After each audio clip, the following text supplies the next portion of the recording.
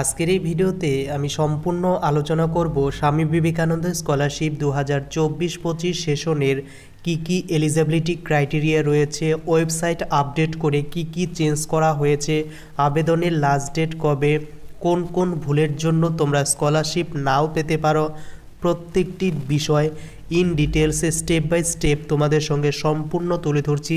কাজেই ভিডিওটি মনোযোগ সহকারে দেখো এবং চ্যানেলটি ভালো লাগলে অবশ্যই চ্যানেলটিকে সাবস্ক্রাইব করো পরবর্তীকালে এই রিলেটেড ভিডিও সবার আগে পাওয়ার জন্য।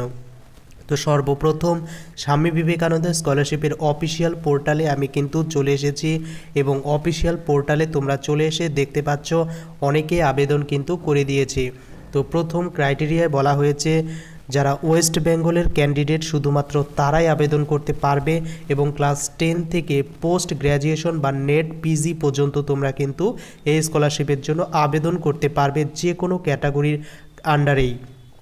এবং দ্বিতীয়ত এখানে বলা রয়েছে 2024, 23, 2022 বা 21 বা 20 যে কোনো ইয়ারে তুমি যদি কলেজ বা যে কোনো মাধ্যমিক উচ্চ মাধ্যমিক পাশ করে থাকো অথচ পরবর্তী ক্লাসে অ্যাডমিশন নাওনি, এবছর অ্যাডমিশন নিচ্ছ, তাহলেও তুমি আবেদন করতে পারবে। অর্থাৎ তোমাদের যদি ড্রপ আউট 2020 পর্যন্ত থেকে থাকে সেক্ষেত্রেও এবছর স্বামী বিবেকানন্দ স্কলারশিপ কিন্তু সুযোগ দিচ্ছে প্রত্যেকেরই আবেদন করার জন্য। সেক্ষেত্রে 60% মার্কস তোমাদের প্রিভিয়াস ইয়ারে লাগছে। এটাই কিন্তু একটি খুবই গুরুত্বপূর্ণ বিষয় যে তোমাদের প্রত্যেকেরই কিন্তু এবছর সুযোগ দেওয়া হচ্ছে ড্রপ আউট ক্যান্ডিডেটদের জন্য। কলেজে পাশ করে পিজি বা পোস্ট গ্র্যাজুয়েশন কোর্সে অ্যাডমিশন নেবে তাদের জন্য যদি অনার্স কোর্স থেকে থাকে সেক্ষেত্রে তাদের 55% মার্কস কিন্তু ওভারঅল কলেজে থেকে থাকলে তারা কিন্তু ফ্রেশ অ্যাপ্লিকেশন করার জন্য এলিজেবল হবে। এরপর যারা নন নেট জিআরএফ বা লেকচারশিপের আন্ডারে এমফিল পিএইচডি করছে তারাও কিন্তু এখানে এলিজেবল হবে। আর পোস্ট গ্র্যাজুয়েশন ক্যান্ডিডেট যারা সায়েন্স আর্টস কমার্সের K3-র আন্ডারে রান করছে তারা কিন্তু আন্ডার গ্র্যাজুয়েশন সেকশনে 45% নম্বর থাকলে তারা কন্যাশ্রী K3-র আন্ডারের মাধ্যমে তারা কিন্তু আবেদন করতে পারবে পোস্ট গ্র্যাজুয়েশন কোর্সের জন্য। প্রত্যেকেরই ফ্যামিলি ইনকাম 2.5 লক্ষ টাকার কম থাকতে হবে এবং নিজের নামে কিন্তু সরাসরি ব্যাংক অ্যাকাউন্ট থাকতে হবে, যেহেতু সরাসরি ব্যাংকের মাধ্যমে টাকাটি ট্রান্সফার করা হবে। এরপর কোনো রকম হার্ড কপি কিন্তু কলেজ বা ইনস্টিটিউশনে সাবমিট করতে হবে না এখানে বলা হয়েছে, কিন্তু অনেক সময় হার্ড কপি কিন্তু জমা নেয়, তো সেক্ষেত্রে তোমরা কিন্তু জমা করে দেবে।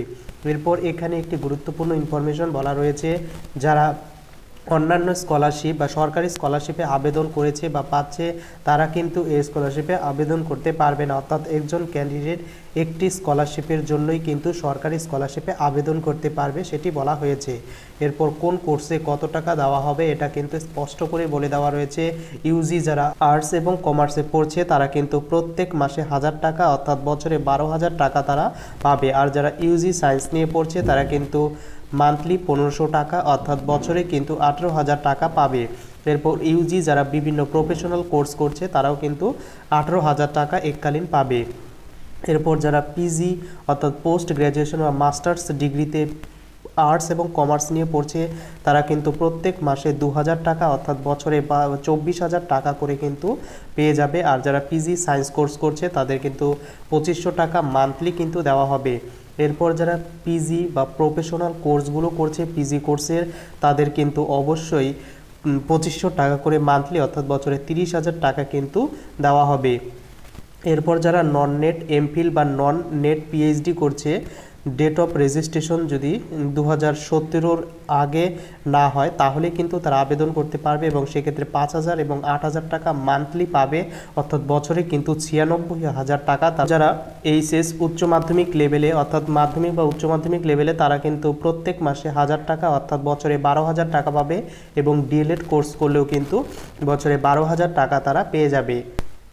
এরপর রয়েছে ইঞ্জিনিয়ারিং কোর্স এবং বিভিন্ন প্রফেশনাল কোর্সগুলো যারা কিন্তু 5,000 টাকা প্রত্যেক মাসে পেয়ে যাবে অর্থাৎ বছরে 60,000 টাকা কিন্তু পাবে যারা ডিপ্লোমা লিটারারি এন্ট্রি নেবে এবং যারা ইঞ্জিনিয়ারিং কোর্সগুলো করবে।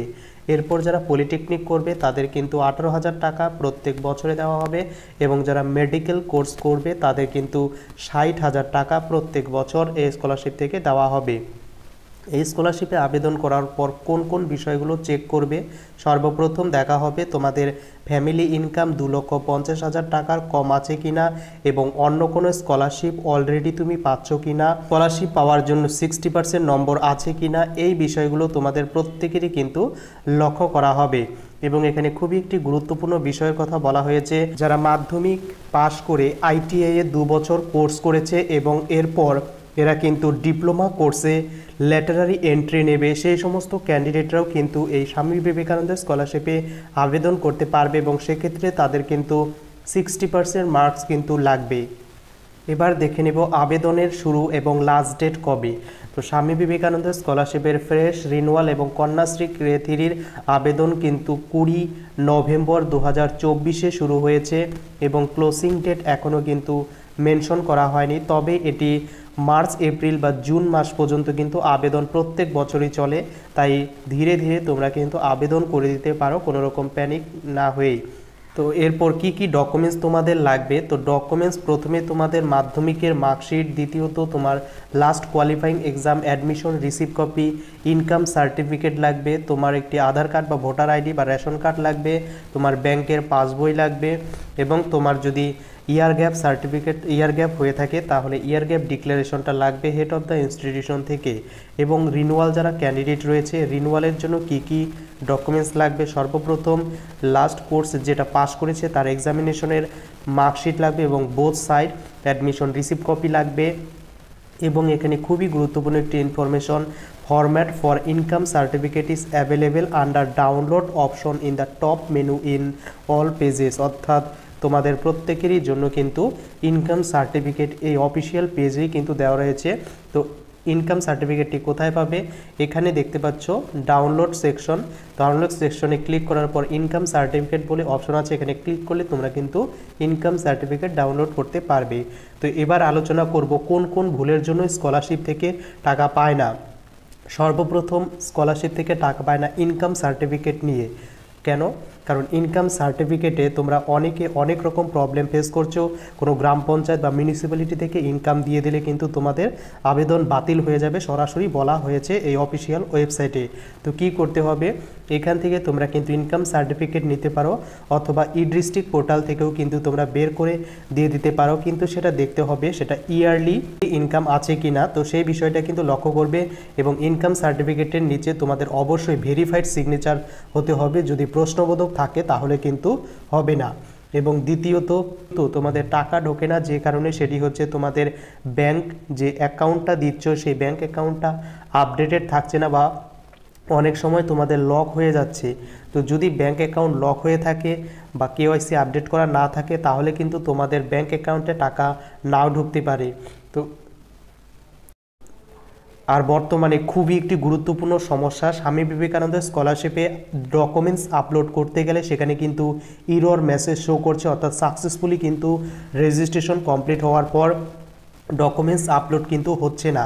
তাই আমি তোমাদের প্রত্যেককে রিকোয়েস্ট করব এখন আবেদন না করে কিছুদিন পর আবেদন করার জন্য, কারণ যখন প্রবলেম সলভ হয়ে যাবে তখন কিন্তু স্মুথলি তোমরা অ্যাপ্লিকেশন করতে পারবে। এখন অ্যাপ্লাই করতে গেলে কিন্তু প্রচুর প্রবলেম পড়তে হচ্ছে। তো ভিডিওটি কেমন লাগলো কমেন্ট করে জানাতে ভুলো না।